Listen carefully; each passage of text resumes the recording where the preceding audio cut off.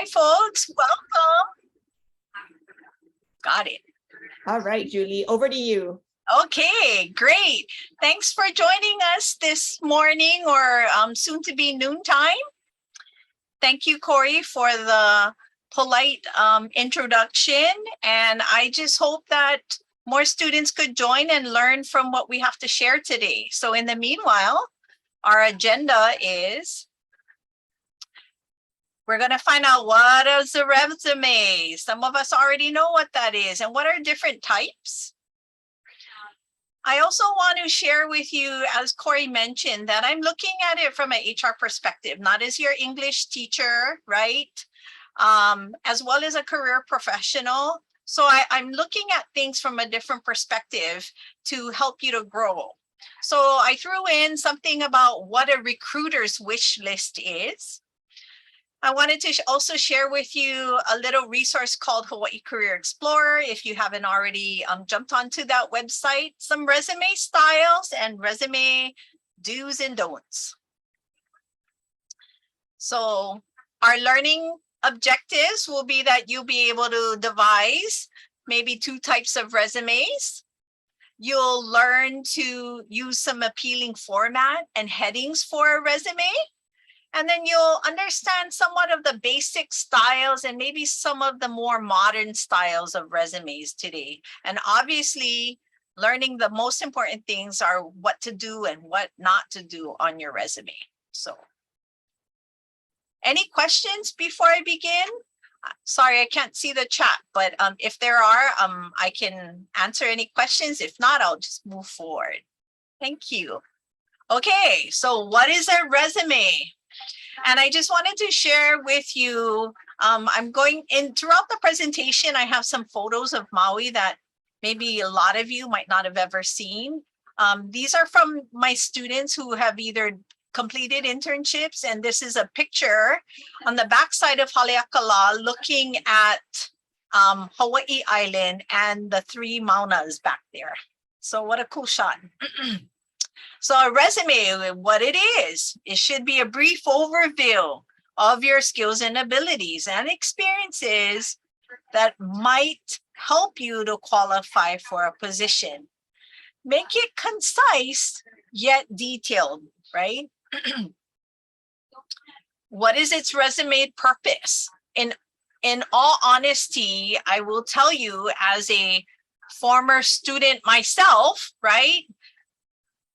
I've sat on many screening boards or many different interviews, even for professionals, and sometimes even professionals do not have a professional looking resume. And I think to myself, gosh, they should have enrolled in my class. So for you as college students, the most important document to learn from your college experience is this resume, because you need to know how to do it for the rest of your life. You need to know how to grow it. You need to know how to morph it. And I would highly suggest that you check in with your career centers to, ask them to verify as well, okay? The resume is also the primary employment document. When I say primary, pretty much all employers might require a resume other than a job application. Right now, they don't really ask for the job application, or they might do it both online, because now a lot more employers are hosting, postings of jobs online. So the resume accommodates that, the application and or the cover letter. Ultimately, the purpose of the resume, right, is to obtain that virtual or in-person interview. So I want to help you all to make sure that we pull together a great resume, and you can also visit your career centers at your college campus for further help as well. Now, often I see we write, when we're composing resumes, we write what we want to say versus what the employer wants to hear. And so I want you to think of how you can say things to appeal to the employer. So really think about the resume being focused to answer what the employer is asking for. And a good way to do that is to ensure you're reading the job description, right? Now, each resume definitely should be tailored to each position. Okay, it should not be a one for all. In fact, that was some of the more older ways is, you know, you would just Xerox your resume and then you would just pass it out to everybody and it would be like a general one for all. And a resume should not be, right? You should be tailoring your resume specifically to whatever job that you are applying for and to make sure that you meet the needs and the expectations of each of the companies. Okay. Another thing that I found from working with my students over the years is sometimes students, like your computer crashes and students have no idea how to get the resume. In fact, I've had students over the years say, Miss, you know what? I worked with you on a resume. Do you happen to have a copy? And the weird thing is, I might have my students' resumes with me in the semester that he or she worked with me or what have you. So my tip is that if you're creating a resume, don't create, well, you can create it in Word or Google Docs, the Word format. And the reason to do so is that if the power goes out, your resume will always be in your Google Drive, right?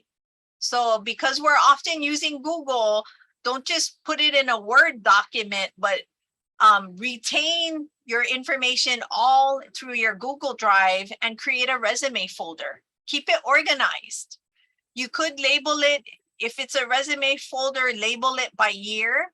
So 22 and then your job title that you're applying for, and maybe the date and the month that you submitted your resume. You can also get organized using a job application log sheet. And it's a Microsoft template on how to keep organized with the jobs that you apply for and resumes. And I'm going to just click on that link to share that with you. And it's just a job application log sheet. So you can download this, you know, when you're job seeking to kind of keep yourself organized, okay? All of this will be provided to you later at the end of the presentation. Okay, there are two types of resumes. And this is just a picture fronting our campus. The two types of resumes are a chronological resume.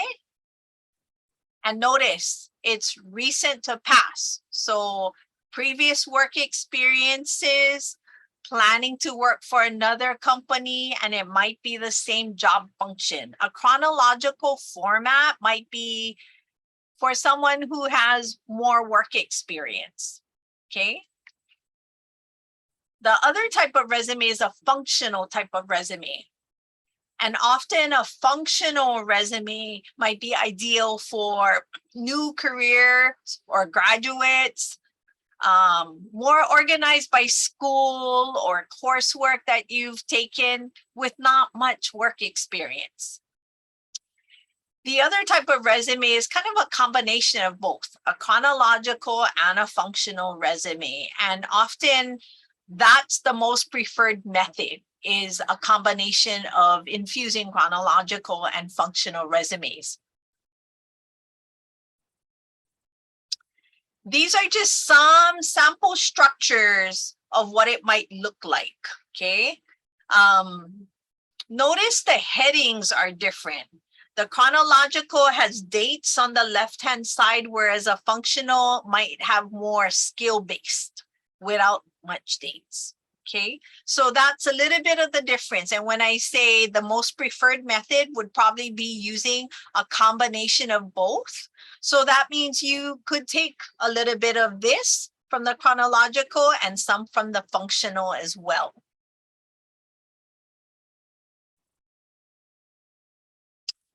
Okay, a recruiter's wish list. So if any of you have not come to Maui, this is a view of our college campus. The ocean is right behind us, and we have this beautiful mural that was done maybe about 5 years ago prior to COVID by one of our college students. And it's really nice up front. Sorry, it's not a really clear view, but I'm located on the far right. The building that I'm in is out of this picture. It's actually next to the building on the right, which is a La Lima building. What are recruiters looking for? So, you know, because of COVID, we've had to change and adapt and morph.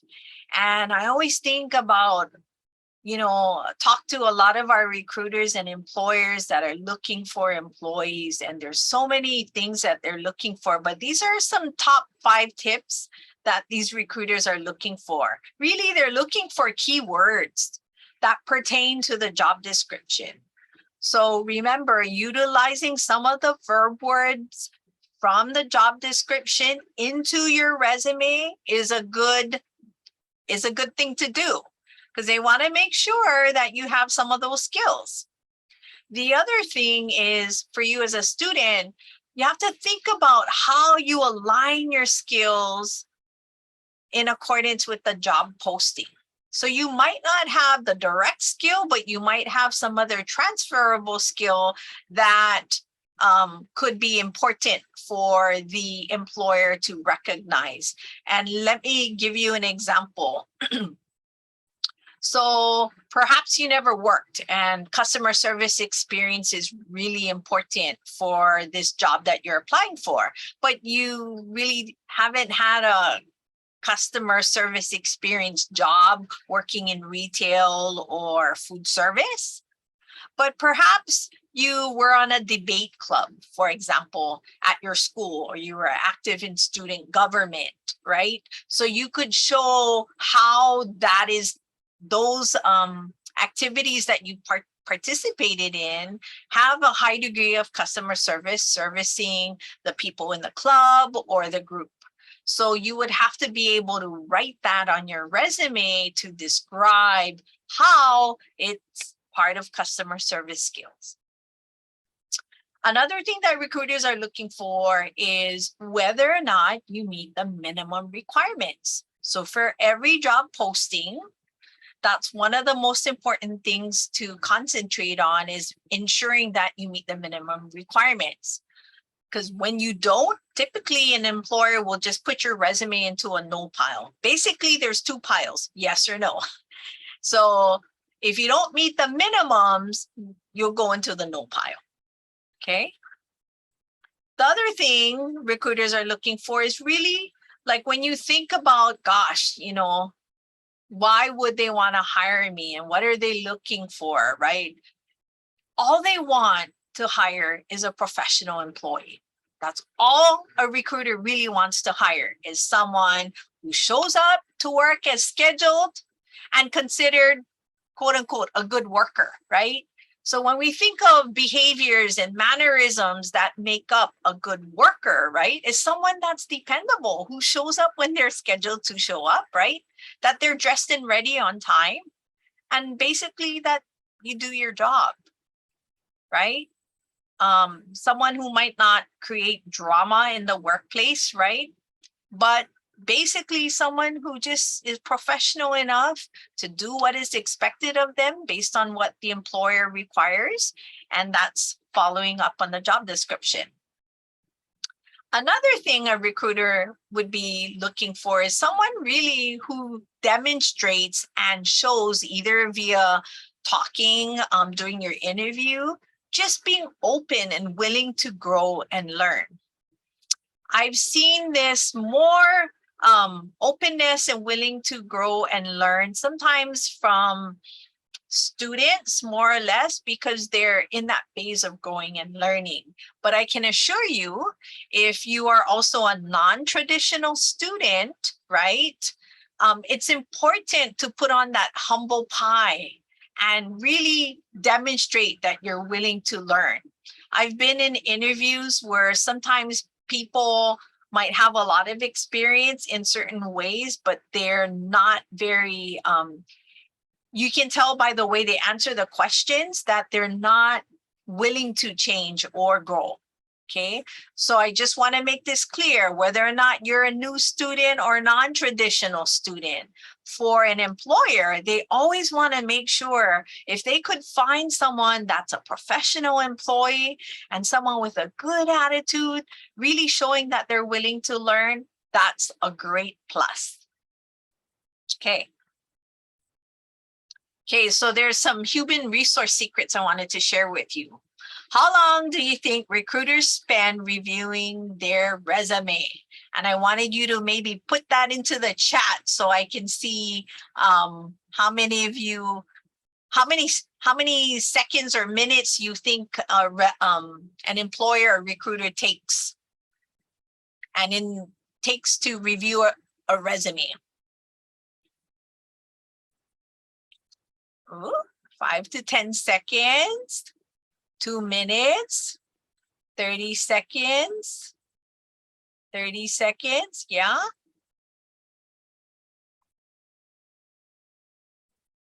Looks like the average is about 2 minutes. Some say 30 seconds. Yeah, great diversity in this. Less than 30 seconds, okay. Who's DK?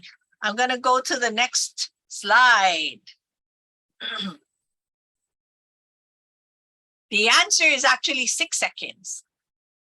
So a recruiter takes an average of 6 seconds to scan through a resume. And you might be like, what? 6 seconds is so little, right? So that has a lot to say.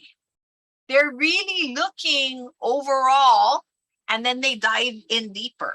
So first they look at your format. So I just want you to be clear.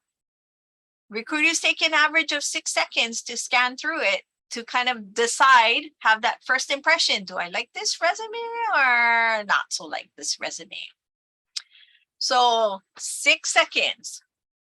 So that being said, the rest of our presentation will look at, gosh, what am I going to do in that 6 seconds and how do we format and get our resume together? But in the meanwhile, before we even dive into a resume, I had to segue a little into the Hawaii Career Explorers.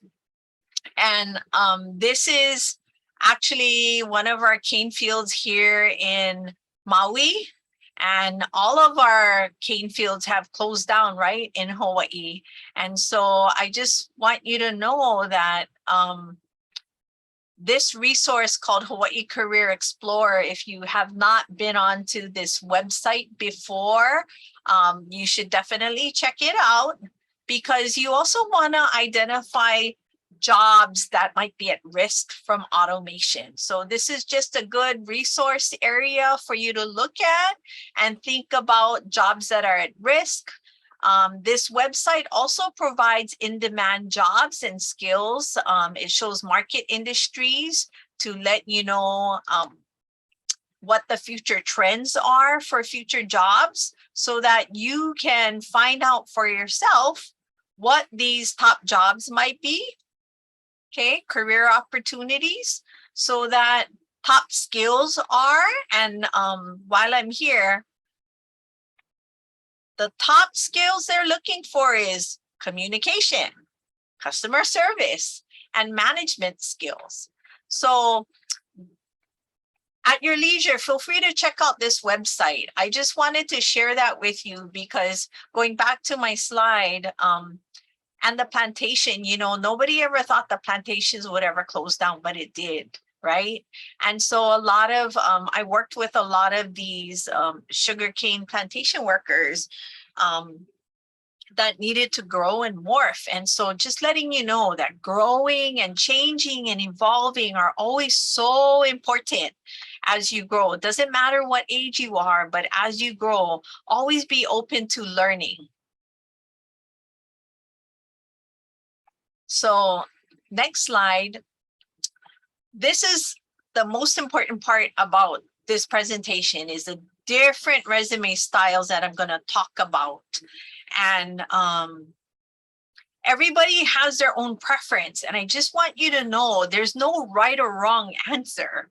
Like, no HR person is going to say, that's the exact style that you should use every single time. There's a preference to styles, but there's no right or wrong answer is what I'm trying to say. Again, this is from one of my students. This is Haleakala on a sunny day. So resume styles, your format is by far one of the most important things to make sure. Because remember, HR people are going to look at it for 6 seconds. It needs to be easy to read, okay? 11 to 12 point font minimum, okay? It should not have 8, 9, 10. And it should be a basic font where it's easy to read. And those are some suggestions. Arial, Times New Roman, Calibri. Remember, the resume has always been a business format type document. In business style writing, it's always 1-inch margins, meaning 1 inch on top, bottom, left, and right, okay? Sometimes when you have more content, you might be able to creep into 0.9, but in general, it's supposed to be 1-inch margins. Another format tip is resumes are normally black and white. There's a lot of colors now, but typically the origin has always been black and white. It is basic professional, black and white. When you enter your email onto your resume, often there's a blue hyperlink, and I would recommend removing that blue hyperlink so that it doesn't print with that blue. And another format tip I might recommend is maximize your real estate. So I like to think of the resume as real estate. It's like your property. You're sharing about yourself. And so you want to use space correctly, and you want to maximize the space. So this is an example of a lot of white space, for example. See how there's a lot of white space all over here? Okay. This is a wasted line on your resume because there's only one word. Like, I would prefer that you use the whole line so you can say something credible on there to showcase your skill. Do not leave like short hangover sentences where you take up a whole line on your resume for one word. Rephrase the sentence to maximize using the whole line, okay? This format is okay. It's centered format, but I would want you to maximize the space. This is another basic layout that I primarily recommend for students. Objective heading is plain and simple, and I'm going to go over that later. Summary of skills, use verb words. Sometimes you see other headings such as skills and abilities. Often for students, they might not have enough work experience. So instead, create a heading called related coursework. If you're working in IT or you want to work in IT, for example, and you've taken certain classes, do not use the course number like IT 101. No, just say a quick summary of programming skills that you might have used or learned or what have you that would be relevant to the position. On the education side, I've seen students say they have their degree, kind of like say, but they didn't graduate yet. You're still pursuing. If you're pursuing, you should say you're pursuing and what your expected graduation date might be, okay? You don't want to mislead an employer by saying you have your degree when you really don't. Work experience, volunteer community service or clubs or awards, certificates received are all headings that are good to include on a basic layout. Okay, so I've had many questions about this. Objective is old. What is an old versus a new resume styles? Remember, our workforce is always evolving and adapting. And that being said, so does our traditional resume styles are adapting. Okay, so the basic headings that we shared in the last slide, there's more modern styles as well. But what's most important is the content that you share. So I'll give you an example. I've seen my students write summary of skills or their profile, however they want to title the top part. But, you know, they list internship experience as internship experience. They've listed work experience. For example, if they worked at Target or Starbucks, that's work experience. Often employers require at least 1 to 2 years of work experience nowadays, right? So work experience is work. Internship experience is internship experience, and professional work experience might be the career field that they're in, and now they have more professional work experience. So you can alter the headings in the resume based on what suits you, okay? Again, objective statement versus writing a career summary or profile. Some of the pros is if you use an objective statement, it's pretty short. You just restate the title. Some employers require the position number to be restated as well. And a short 1 to 3 sentence, how you're qualified or why you're interested in the position. The con could be, it could be duplicating content from a cover letter, or there's not much evidence to support work experience. So when writing, think about what you're trying to say and whether or not you're duplicating efforts that might already be on a cover letter. I would recommend that if you're using a cover letter, you want to say more stuff that's not listed on your resume. I had other questions about whether or not references should be included on the resume or not. I would say if you have a lot of content and limited with space, don't add it to your resume. Provide it as a separate document, only if the employer asks. Not all employer asks. And I'll tell you why they might not ask. They might get 100 applications and they might only have 2 positions, okay? An employer will ask the 2 people that they feel are best qualified for references. They're not going to check everybody's references on the original submission. I hope that makes sense. So it would be good to have references not on the resume, but on a separate sheet of paper. And this is an example of what I'm seeing now more employers are asking for. They want to see references, at least 3, and preferably they are your professional references. So not your family, cousin, auntie or uncle, and or if they are, you know, if they're referred to as your boss, maybe it's your auntie who gave you a job, but she's your supervisor, then, you know, she's your supervisor and you can say that she might be your auntie as well at the same time, okay? Because that's why sometimes now I'm seeing references say, how do you know them? Okay.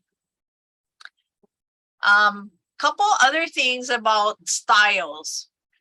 I've seen a lot of resume icons, emojis, symbols, colors, photographs, everything. Okay. If it takes up resume real estate, remember your resume is your real estate, and it's taking up more space, then you're really not able to articulate everything that you might want to say on there. So use some discretion on what looks best for you. I would focus on the content. HR people are trained to look at the content, not the bling bling, not the color, not the photo, not the symbol. Yeah, it looks nice, but that's not what we're focused on looking at. We're looking at content. And so be clear to create your format in a style that's simple and easy to read with great content. I would utilize bold or underline, using section breaks and bullets to emphasize skills that fit within a job. The font size 8, 9, and 10 are super small. They are not easy to read. And often they are found in templates. So the templates are difficult to edit. I would suggest using a basic Word document or Google Doc and simply type in your information into there. Use a format that's comfortable for you and something that you can edit throughout your journey. The reason why I'm bringing up this Equality Act 2010, because, you know, from COVID, there's been so many things that have come out, right? Protected characteristic traits, more people talking about equality and equity. And I want to remind you that same thing in your interview, same thing in your resume. You don't want to put anything that might reference some of these protected characteristic traits. So avoid content. And I'll give you an example, classic example. For a lot of my students, they put the years that they were in high school, right? So what protected characteristics trait does this violate by posting something like this? Which one?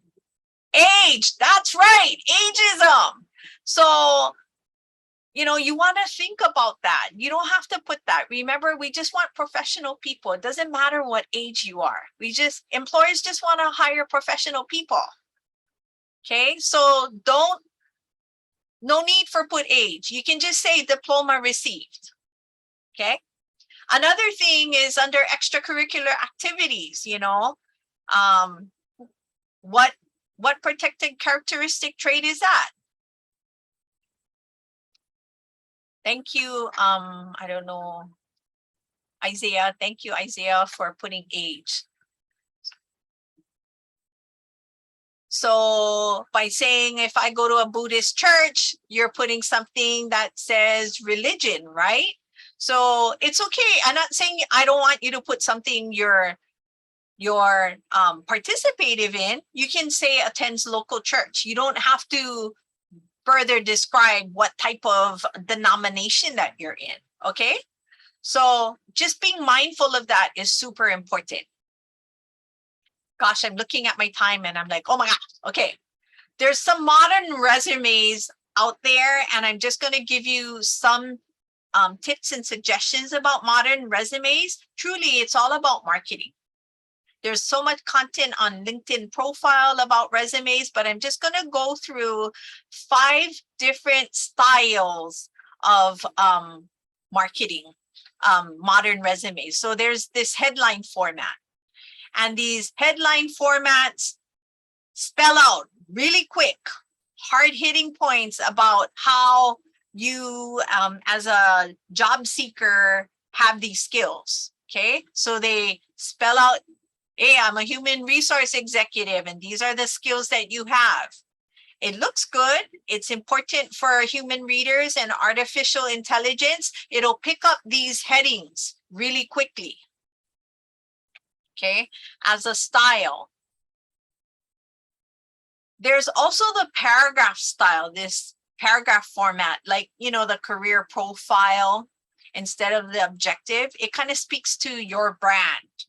So here it talks about how many years they've been working, the different employers that they might have worked with, certain locations. So it's important for the employer to understand 3 to 5 sentences, maybe max, right?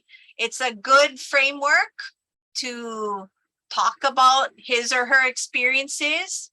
And it really engages a reader to see what kind of qualifications right up are available. Another way to showcase modern resumes is listing something like more of a career achievement format. This is what we're talking about, providing concrete information or concrete data. Now, as a college student, you might not have all this information or data, or maybe you do, and you can think about how to frame that. But notice they use a lot of numbers. So they include metrics to show how well there's been measurables and improvements to either that organization he or she used to work in. So this is another way of creating a brand and a career style. This other format is more of the credentialing type of format, right? And so right off the bat, sharing, what you have, maybe even employers you've worked with, or if you've worked with international type employers as well. So the advantages is that it's easy to read, right? It distinguishes you right off the bat that you're ahead of the other applicants because everything is just boom, credential type way of formatting your resume. Not all students might have all these credentials, but I'm sharing with you for those who might be non-traditional students, you might have quite a lot of credentials. So you can use this format as a way to really improve your resume style. And lastly, I would say utilizing a combination of these styles, right? Using both key components to format the whole picture of what you're trying to convey. You want something that is distinct and attractive, so you notice how the bullet point format on the right column like draws attention to your eyes, putting some bold on there, right?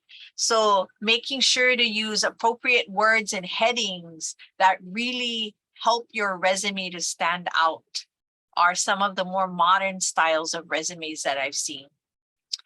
So here's some resume tips. Always proofread your resume. Have at least 2 other people proofread. You want a clean layout and presentation. Please customize it for whatever job that you're applying for. Make sure you know the requirements.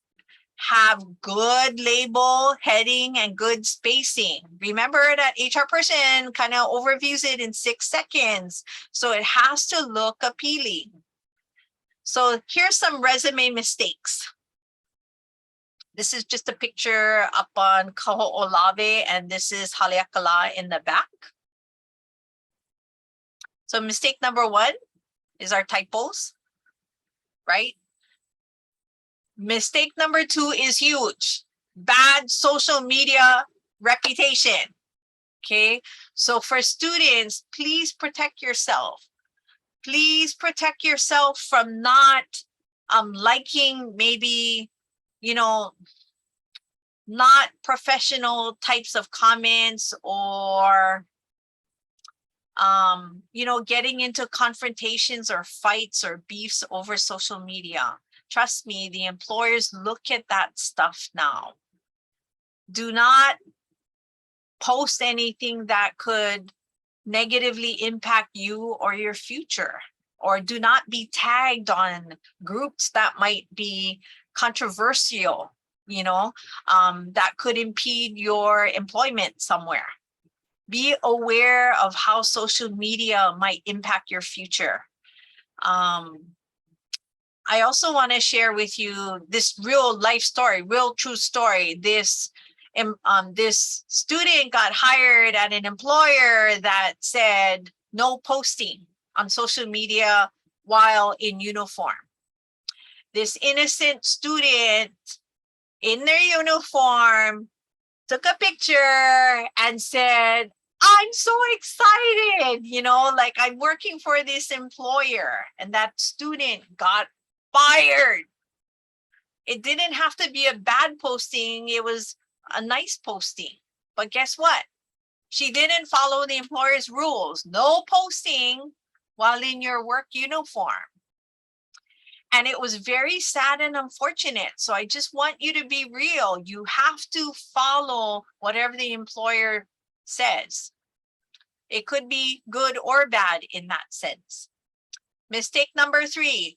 Please, this is huge. If you have a junky email or inappropriate email, please do not apply for jobs like that. Create a new email account.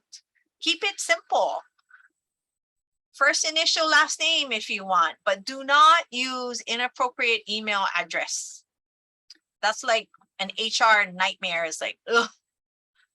Okay, do not put photos. You are not applying for a realtor job. This is not like, oh, have favor on me because I'm pretty or I'm handsome or whatever it might be, okay? Do not put a photo of yourself on your resume. Do not have bad format. We kind of talked about format. Too long resume. Too long would be 3 to 5 pages. Again, the exception would be if you're applying for federal jobs, because federal jobs want everything. But for standard resumes for employers, 1 page would be great, 2 pages at most. Okay. Don't lie. You know, the employer goes and they verify stuff and they will find that you lie. So please do not lie. Okay, another huge thing is incorrect state abbreviation. A lot of times I've seen students say Hawai'i, you know, the state, as hi. It's not hi, it's capital H, capital I. Do not use hi as your state abbreviation. Inconsistent names on different documents. So say, for example, you might use Nick on your resume, but on your cover letter, you might have Nicholas. Be consistent with the names that you use for your employment docs. Yeah, I'm almost done. Just true or false? Anybody? Question 1, a functional resume would be ideal for new careers or graduates. Is that true? Very true. Good job, Mona. Mahalo. Question 2, a good resume paints a clear picture of you, including your height, weight, race, age, and gender. Thank you, Paul. Absolutely false. Please do not indicate anything like that, either in your resume, in your documents, or even when you talk, when you interview. Do not share anything about that. Question 3, to help your resume stand out, you should make it as unusual as possible by using bright colored paper, your picture, or spraying it with perfume. Thank you, Earl. Yes, it's false. And number 4, 1 or 2 typos or misspellings on a resume won't hurt your chances of getting the job if you're well qualified. Yes, May. Yes, completely false. Okay, so make sure you double check and have someone help proofread it. So here's some references that I used from Society. SHRM is the Society of Human Resource Managers. There's a national website, and this is information that I got the most powerful career summaries from. I have this survey for you to complete if you have your phones that you can maybe scan card. This is a survey for me at Maui College, and just learning more about the things that about you. If you don't mind completing this survey for me, that would be great. I know there's another survey that Corey will probably drop into the chat. It's about the workshop presentation, which is something else. So if you don't mind supporting, just go ahead and complete this survey if you can. I would really, really appreciate it.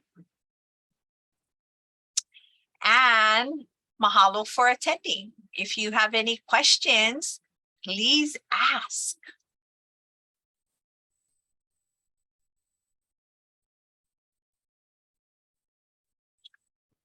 Okay, thank you so much, everyone. At this time, we're going to stop the recording.